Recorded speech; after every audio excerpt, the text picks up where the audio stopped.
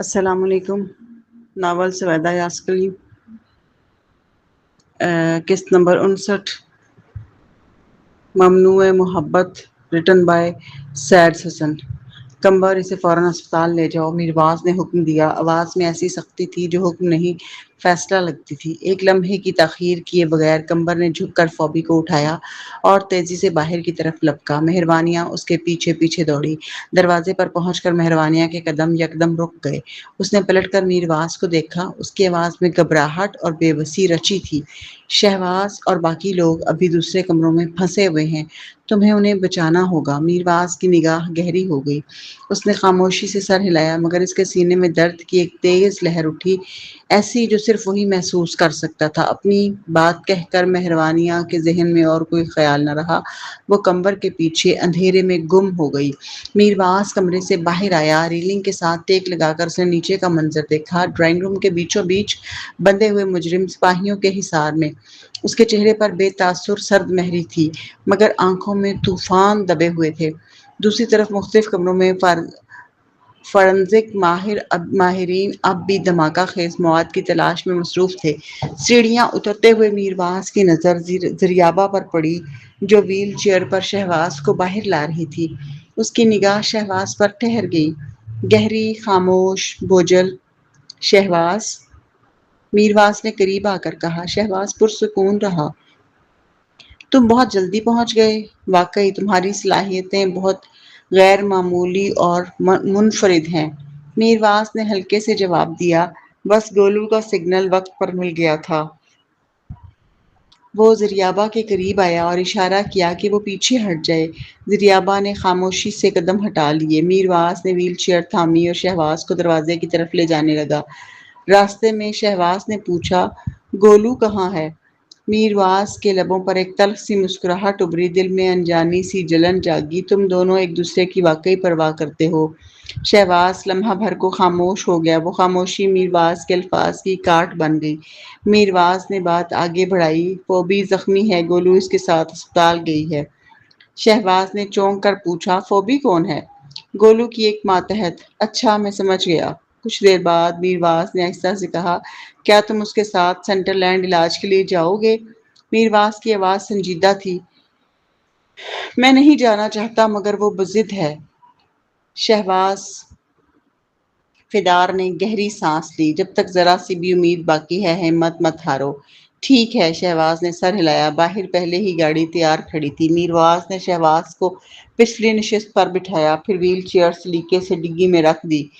زریابہ نے دروازہ بند کیا۔ برستی بارش میں گاڑی روانہ ہو گئی، پیچھے ایک تاریک بھیگی ہوئی رات چھوڑتے ہوئے۔ میرواز دروازے کی اوٹ میں کھڑا بارش کی بوندوں کی آواز سنتا رہا۔ ہر قطرہ اس کے دل کو مزید بھاری کر رہا تھا۔ اسے مہروانیاں سے ہونے والی گفتگو یاد آ گئی۔ کیا تم کسی سے محبت کرتی ہو؟ اس نے پوچھا تھا۔ مہروانیاں نے جواب دیا، ہاں، مگر اس کا دل کہیں اور ہے، اور ہمارے درمیان کچھ نہیں ہو سکتا۔ کتنی مضحکہ خیز بات تھی کہ اس نے کبھی سہوان پر شک کیا تھا۔ اب سب کچھ واضح تھا۔ مہروانیاں جس مرد سے محبت کرتی تھی، وہ اس کا اپنا بھائی شہواز تھا۔ یہ احساس خنجر بن کر اس کے دل میں اتر گیا۔ میرواز نے خود کو سنبھالا اور دوبارہ گھر کے اندر چلا آیا۔ اندر ایک اجنبی اس کا منتظر تھا۔ وہ آگے بڑھا تو اس شخص نے ادب سے سر جھکایا۔ مسٹر فرزاد، میں سائمن ہوں، مہروانیاں کا سینئر۔ میرواز نے سر ہلایا، مگر اس کا دل بوجھل تھا۔ وہ ڈرائنگ روم کی طرف بڑھ گیا۔ بیچوں بیچ لوکاس بندھا بیٹھا تھا، چہرہ سخت، آنکھوں میں ضد۔ میرواز اس کے سامنے جھکا۔ اس کی آواز مضبوط مگر خطرناک حد تک پرسکون تھی۔ سہوان کہاں ہے اور گولو کے دادا دادی کہاں ہیں؟ لوکاس نے تلخی سے مسکرا کر اس کی آنکھوں میں دیکھا۔ مسٹر فرزاد، میں نے آپ سے غداری کی ہے۔ اب میں آخری انجام پر پہنچ چکا ہوں۔ کیا میں اب بھی پابند ہوں کہ سب کچھ بتاؤں؟ میرواز کی نگاہ مزید گہری ہو گئی۔ لگتا ہے تم مجھے اچھے سے سمجھتے ہو۔ لوکاس نے سرد ہنسی۔ آخر برسوں آپ کے ساتھ رہا ہوں، آپ کے طریقے جانتا ہوں۔ میرواز کی آواز میں دھمکی چھپی ہوئی تھی۔ پھر تم نے پیٹھ پیچھے یہ سب کرنے کی جرات کیسے کی؟ لوکاس نے ٹھوڑی اٹھائی، آنکھوں میں وحشت تھی۔ خطرے کے بغیر دولت کہاں ملتی ہے؟ میرواز آہستہ سے کھڑا ہوا، اس کی آواز ہوا کی طرح نرم تھی مگر جان لیوا۔ مجھے ڈر ہے کہ تمہارے پاس دولت تو ہوگی مگر اسے جینے کے لیے زندگی نہیں۔ وہ مڑا اور صوفے پر بیٹھ گیا۔ بظاہر اس کے چہرے پر کوئی تاثر نہ تھا مگر اندر کہیں کچھ ٹوٹ رہا تھا۔ فوجی سپاہی قیدیوں کو گاڑیوں میں لے جانے لگے اور برآمد شدہ بم اینٹی رائٹ ٹرکوں میں لاد دیے گئے۔ بارش تھم گئی، صبح کی روشنی نمودار ہوئی۔ ایک دن کی مسلسل جدوجہد کے بعد فوبی کی حالت سنبھل گئی۔ جب سائمن اسپتال پہنچا اور مہروانیہ کے بجھے ہوئے چہرے کو دیکھا تو اس کا دل بھر آیا۔ فوبی سو رہی تھی، اس لیے مہروانیہ اور سائمن کوریڈور میں بیٹھ گئے۔ سائمن نے پوچھا، ان اچانک حالات کے بعد اب تم کب واپس جانے کا سوچ رہی ہو؟ مہروانیہ نے ہاتھ مضبوطی سے آپس میں بھینچ لیے۔ میں جانا نہیں چاہتی۔ میں نوروانیہ میں اپنے دادا دادی کے ساتھ رہنا چاہتی ہوں۔ میں اپنے والدین کو ڈھونڈنا چاہتی ہوں۔ میں سنٹر لینڈ واپس نہیں جانا چاہتی۔ سائمن نے نرمی سے کہا، گولو ریسرچ سینٹر اور ملک اس پر راضی نہیں ہوں گے۔ مہروانیہ کے لبوں پر تلخ مسکراہٹ آ گئی۔ میں جانتی ہوں، اسی لیے مجھے واپس جانا پڑے گا، تحقیق جاری رکھنے کے لیے اور ایک ایسی زندگی جینے کے لیے جو حسرت اور کمی سے بھری ہوگی۔ ملک تمہارے خاندان کی تلاش میں مدد کرے گا۔ مہروانیہ کی آنکھوں میں آنسو لرز گئے اور وہ سائمن الجھ گیا۔ کون؟ وہ مرد جس سے میں محبت کرتی ہوں، سائمن نے کہا۔ آسان ہے، اسے اپنے ساتھ سنٹرلینڈ لے جاؤ۔ شادی شدہ جوڑوں کے لیے ہر ماہ ملاقات کی اجازت ہوتی ہے۔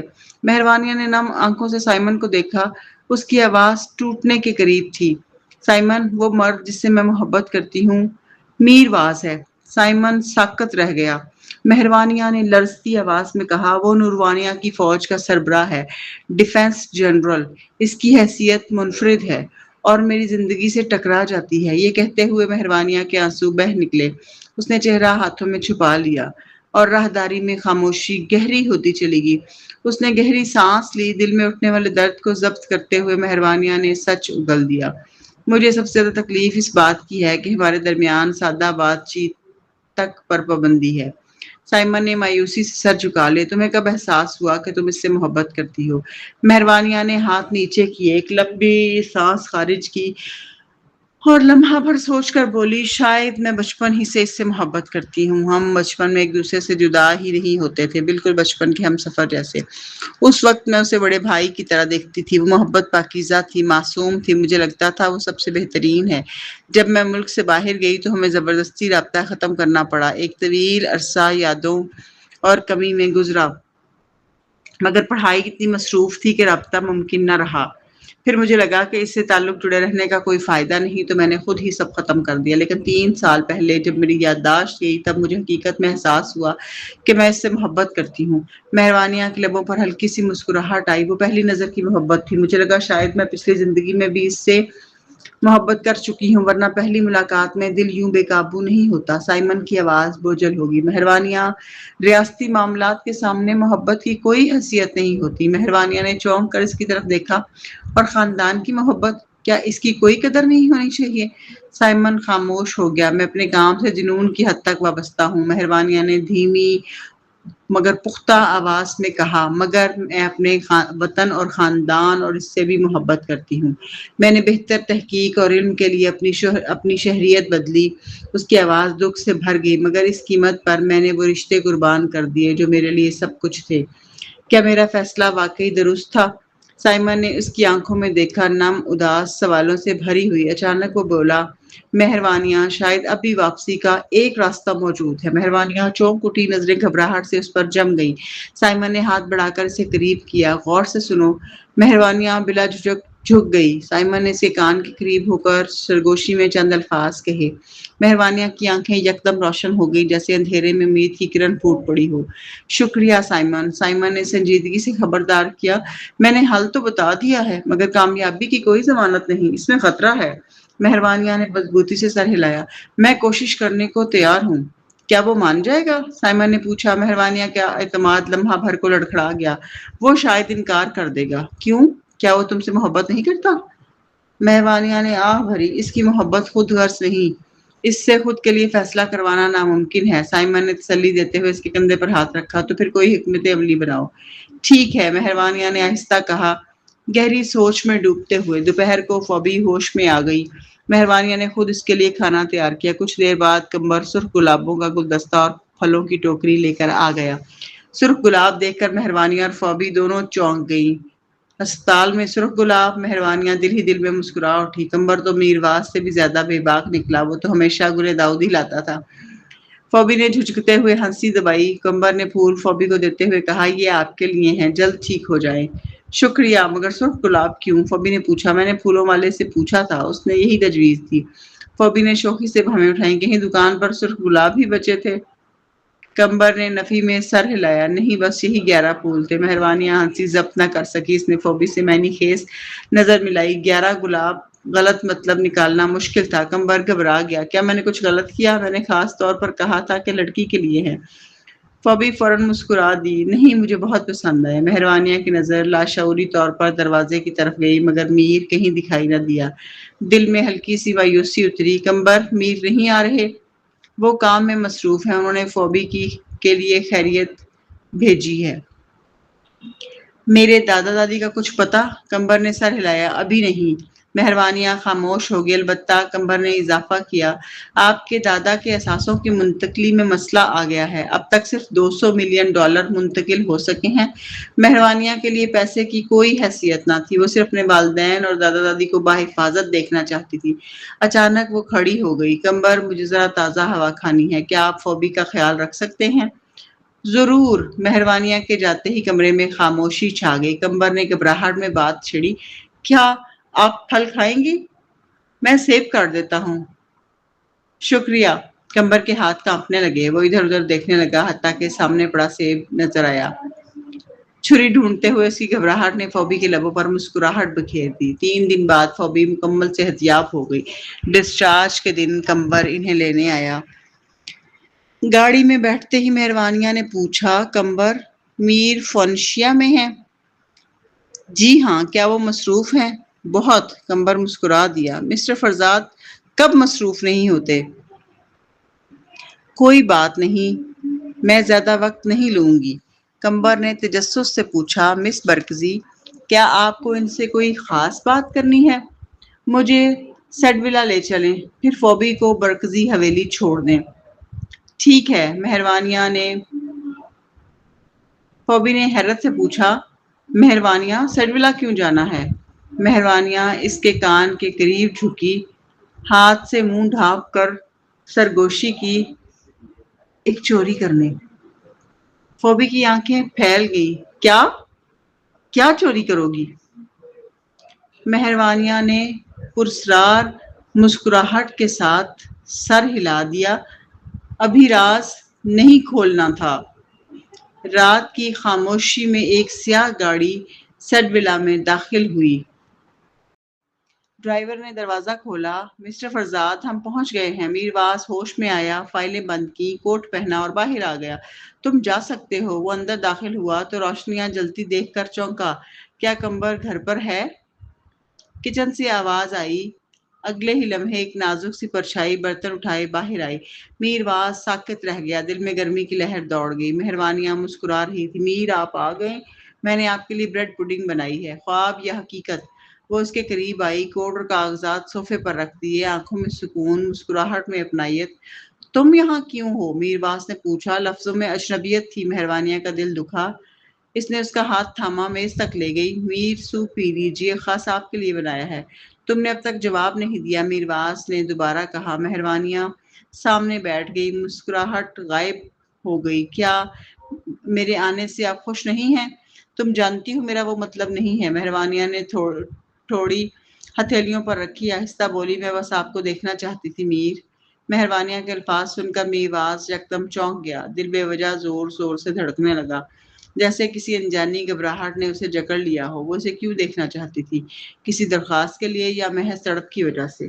گلا خشک ہو گیا۔ میرواس نے بمشکل نگلتے ہوئے سبزی کے سوپ کا ایک گھونٹ لیا، شاید دل کی ہلچل کو دبا سکے، مگر سوپ حد سے زیادہ میٹھا لگا، بالکل اس کی بے چینی کی طرح جو اس کے سینے میں پھیل رہی تھی۔ پیالہ رکھ کر اس نے سنبھلتے ہوئے کہا، گولو، اگر دل میں کوئی بات ہے تو صاف کہو، ایسے مبہم جملے غلط فہمیوں کو جنم دیتے ہیں۔ مہروانیاں دیر تک سوچتی رہی، وہ جان چکی تھی کہ چوری ناممکن ہے، نقل مندی آخرکار اسے مانگنا ہی تھا۔ میرواز اس کے جواب کا منتظر تھا اور مہروانیاں اندر ہی اندر ٹوٹ پھوٹ کا شکار تھی۔ اس نے لاشعوری طور پر فون کی سکرین دیکھی، کہیں کوئی اہم پیغام تو نہیں چھوٹ گیا۔ میز کے نیچے مہروانیاں نے گھبراہٹ میں اپنی ہتھیلی میں ناخن گاڑ لیے، دل ایک ہرن کی طرح بدک رہا تھا۔ بولنے سے پہلے ہی اس کے رخسار شرم سے دہک اٹھے۔ میر، کیا آپ آج رات میرے ساتھ گزار سکتے ہیں؟ الفاظ فضا میں ٹھہر گئے، بھاری لرزتے ہوئے۔ ایک زوردار آواز کے ساتھ میرواز کا فون ہاتھ سے چھوٹ کر فرش پر جا گرا۔ دونوں چونک گئے۔ مہروانیاں نے گھبرا کر دیکھا۔ میرواز فوراً جھکا، فون اٹھایا، پہلے میز پر رکھا، پھر اگلے ہی لمحے جیب میں ڈال لیا۔ رد عمل بکھرا ہوا تھا، جیسے دل کی دھڑکن بگڑی تھی۔ وہ واقعی اس بے باک درخواست سے ہل کر رہ گیا تھا۔ مہروانیاں اس کی طرف بڑھی تو میرواز کرسی سے اٹھ کھڑا ہوا، گلا صاف کیا، آواز قدرے سخت ہو گئی۔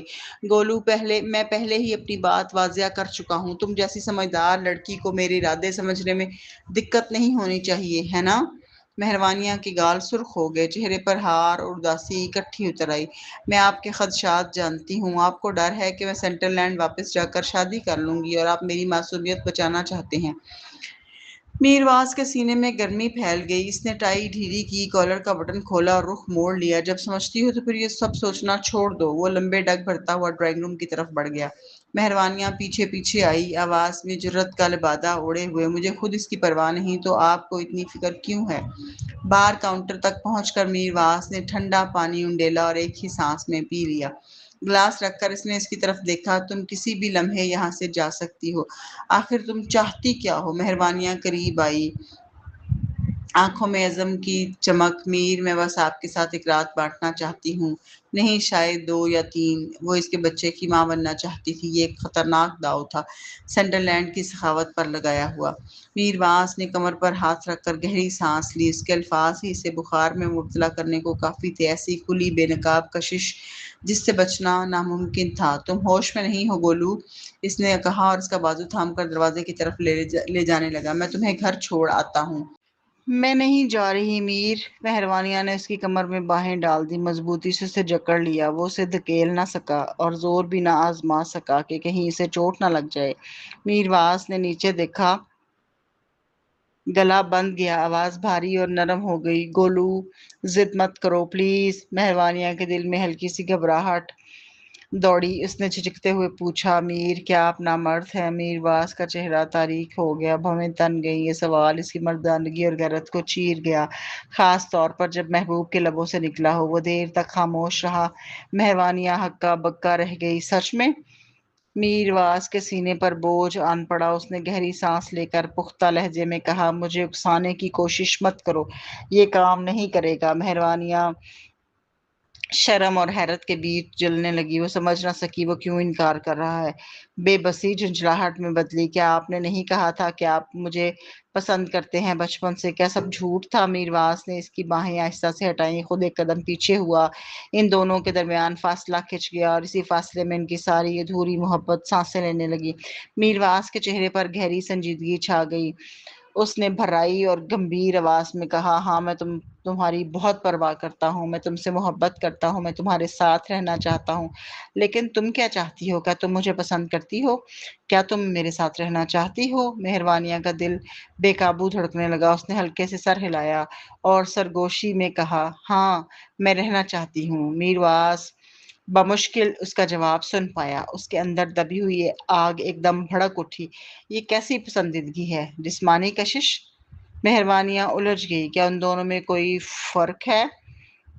میرواز نے بات کو اور کسا، کیا تم میرے لیے ٹھہرو گی؟ نوروانیہ میں رہو گی میرے ساتھ؟ مہروانیہ پر بوجھ آن پڑا، دل دو حصوں میں بٹ گیا۔ پھر وہی سوال۔ وہ پہلے ہی کسی حل کی تلاش میں تھی، مگر یہ راستہ میرواز کے لیے حد سے زیادہ ظالم تھا۔ اگر سب ٹھیک ہو جاتا تو وہ اس کے بچے کے ساتھ نوروانیہ لوٹتی، اور اگر ناکامی ہوئی تو وہ اور بچہ سینٹرل لینڈ میں رہ جاتے اور میرواز اکیلا جدائی کا زہر پی کر نوروانیہ میں تڑپتا رہتا۔ مہروانیہ نے نرمی سے میرواز کا بازو تھاما، نگاہ اس کے حسین چہرے پر ٹھہر گئی، آواز میں ملائمت گھل گئی۔ میر، میں بھی نوروانیہ میں رہنا چاہتی ہوں، مگر یہ فیصلہ میرے ہاتھ میں نہیں ہے، مجھے واپس جانا پڑے گا، بس اور کچھ مت کہو۔ میرواس نے اس کا ہاتھ جھٹک دیا۔ دل کے اندر خالی پن لیے وہ مڑا اور اسٹڈی روم کی طرف بڑھ گیا۔ مہروانیاں لپک کر اس کے پیچھے گئی، ہاتھ پھیلائے اسے روکنے کے لیے۔ دل کی طوفانی کیفیت کو ضبط کرنے کی ناکام کوشش، شکوے اور لہجے کی کپکپاہٹ لیے وہ بولی، میر، اس وقت میری بس یہی ایک خواہش ہے، کیا آپ میرے لیے یہ بھی پورا نہیں کر سکتے؟ میرواز نے تلخی سے سانس لی، اس کی منت بھری نگاہوں سے کترانے لگا۔ وہ اسے یوں گڑگڑاتے نہیں دیکھ سکتا تھا۔ مہروانیاں کی آنکھیں دکھنے لگیں، اس کی بے رخی نے اندر آگ لگا دی تھی، آنسو پلکوں پر جمع ہو گئے۔ مجھے اپنی معصومیت کی بھی پرواہ نہیں، میں عورت ہوں، میں آپ کے ساتھ رہنا چاہتی ہوں، پھر بھی آپ انکار کر رہے ہیں کہ آپ واقعی مجھے پسند کرتے ہیں، آخر آپ کو روکتا کیا ہے؟ چند لمحے میرواز خاموش رہا، پھر سرد لہجے میں بولا، واپس جاؤ ابھی۔ میں نہیں جاؤں گی۔ مہروانیاں چیخ اٹھی، اب مزید برداشت نہ ہوا۔ میرواز نے اس کا بازو تھام کر اپنی طرف کھینچا، اس پر سایہ بن کر جھک گیا۔ اس کی آنکھیں سرخ تھیں، آواز دکھ سے ٹوٹ رہی تھی، جیسے ہر لفظ زخم بن کر نکل رہا ہو۔ گولو، کب تک تم مجھے یوں اذیت دیتی رہو گی؟ مہروانیاں ساکت رہ گئی، آنسو آنکھوں میں جھلملا رہے تھے۔ میرواز کا لہجہ قہر میں بدل گیا، کیا تم سمجھتی ہو کہ تمہارا چلے جانا کم تھا، کہ اب تم مجھے مزید میٹھی یادیں دے کر چھوڑ جانا چاہتی ہو تاکہ میں عمر بھر جاگتی راتوں میں جلتا رہوں؟ مہروانیاں نے نفی میں سر ہلایا، آنسو گالوں پر بہنے لگے، دل جیسے چاک ہو رہا تھا، اس کی تکلیف کا خیال اسے اندر سے توڑ رہا تھا۔ اس کی خاموش سسکیوں کو دیکھ کر میرواز کا دل ریزہ ریزہ ہو گیا، آنکھیں خون آلود، آواز مایوسی سے بوجھل، میں دنیا کی کسی بھی عورت سے زیادہ تم سے شادی کرنا چاہتا ہوں، تمہارے ساتھ رہنا، تمہارے پہلو میں سونا، ہر سورج کو تمہارے ساتھ طلوع و غروب ہوتے ہوئے دیکھنا چاہتی ہوں۔ اور تم؟ وہ لمحہ بھر کو رکا، پھر زہر میں بھجی بات کہی، تم پر میری مہربانی نے مجھے 10 سال کی جدائی دی، کیا تم سمجھتی ہو کہ میں اتنا مضبوط ہو گیا ہوں کہ تھوڑی سی مٹاس چکھ کر عمر بھر کا عذاب سہ لوں؟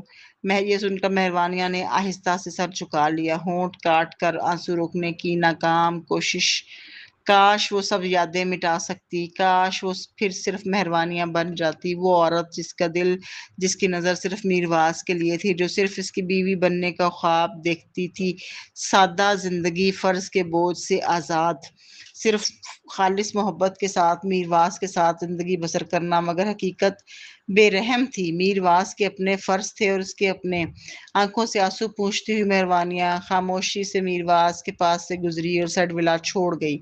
آدھے منٹ کے اندر میرواز بے چین ہو اٹھا، وہ تیزی سے باہر نکلا، سامنے کے لان میں سے مہروانیاں ایونیو پر چلتی دکھائی دی، وہ پیچھے لپکا، اس کا ہاتھ تھام لیا۔ رات کے سناٹے میں اسٹریٹ لائٹس کی زرد روشنی تلے میلا نے آنسو صاف کیے اور اس کی طرف دیکھا۔ میرواز کی سانس ذرا بے ترتیب تھی، چہرہ تناؤ سے بھرا، مگر آواز نرم ہو گئی، رات ہو چکی ہے، اکیلے جانا خطرناک ہے، میں تمہیں چھوڑ آتا ہوں۔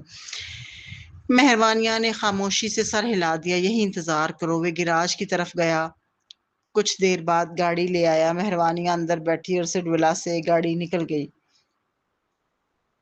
شہر کی روشنیوں میں نیون سائن جھلملا رہے تھے، گاڑیاں بہہ رہی تھیں، گاڑی کے اندر اندھیرا تھا، صرف گزرتی روشنیوں کے سائے، خاموشی بوجھ بن کر چھائی رہی۔ مہروانیاں کھڑکی سے باہر دیکھتی رہی۔ میرواز نے رفتار کم کی، دوسری گاڑیوں کو گزرنے دیا۔ برکزئی حویلی کے قریب مہروانیاں نے آخرکار خاموشی توڑی، میر، اگر میں کبھی واپس نہ آ سکی تو کیا آپ کسی اور سے شادی کر لیں گے؟ بچے ہوں گے؟ میرواز لمحہ بھر رکا، میں نے کبھی سوچا نہیں۔ مہروانیاں نے ضد کی، تو اب سوچ لیجئے۔ بھاری دل سے جواب آیا۔ ہاں، یہ جواب متوقع بھی تھا اور چونکا دینے والا بھی۔ مہروانیاں نے دل ہی دل میں عہد کیا، اگر وہ نوروانیہ واپس نہ آ سکی تو وہ کبھی شادی نہیں کرے گی، وہ خود کو مکمل طور پر سائنس کے حوالے کر دے گی۔ مگر میرواز کا جواب کانٹے کی طرح دل میں چبھ گیا۔ کیا وہ واقعی آگے بڑھ جائے گا؟ 10 سال تک گولو سے خاموش محبت رکھنے کے باوجود میرواز نے خاندانی دباؤ میں کسی اور سے، مہروانیاں سے شادی کی تھی، اگرچہ دل اس کا نہیں تھا۔ قسمت کے موڑ پر مہروانیاں ہی گولو نکلی، مگر اگر یہ موڑ نہ آتا تو وہ کسی اور سے شادی کر چکا ہوتا۔ گاڑی برگزی حویلی کے باہر رک گئی۔ مہروانیہ نے سیٹ بیلٹ کھولی۔ احتیاط سے ڈرائیو کیجیے، یہ کہہ کر وہ پلٹے بغیر اندر چلی گئی۔ میرواس نے انجن بند کیا، سیٹ سے ٹیک لگا لی۔ اس کی نظروں میں ویرانی اتر آئی۔ مہروانیہ کی جاتی ہوئی پرچھائی تک دیکھتا رہا۔ جاؤ اپنے خوابوں کے پیچھے جاؤ، میں تمہاری راہ میں رکاوٹ نہیں بنوں گا۔ تمہاری جدائی نے مجھے دوبارہ زخمی کیا ہے، اب میں دوبارہ محبت نہیں کر سکتا۔ شادی کا سوچنا تو دور کی بات ہے، تمہیں کبھی معلوم نہیں ہوگا کہ میں کیوں سنٹر لینڈ گیا تھا۔ گولو، میری فکر مت کرو، تمہاری خوشی ہی سب کچھ ہے۔ رات گہری ہوتی چلی گئی۔ سیاہ گاڑی برکزی حویلی کے باہر ساکت کھڑی رہی۔ صبح سحر تک ایک اداسی رہی۔ اگلے دن دوپہر کو پچھلی رات کی بے خوابی کے بعد مہروانیہ بستر پر نڈھال پڑی تھی۔ کھانے پینے کی بھی سکت اس میں نہ تھی۔ کیمسٹری کی کتاب میں نظریں گاڑے ہوئے اس کی واپسی سے بے خبر، بیماری سے سنبھل چکی فوبی سائمن کے ساتھ بائیک پر باہر نکل گئی تھی۔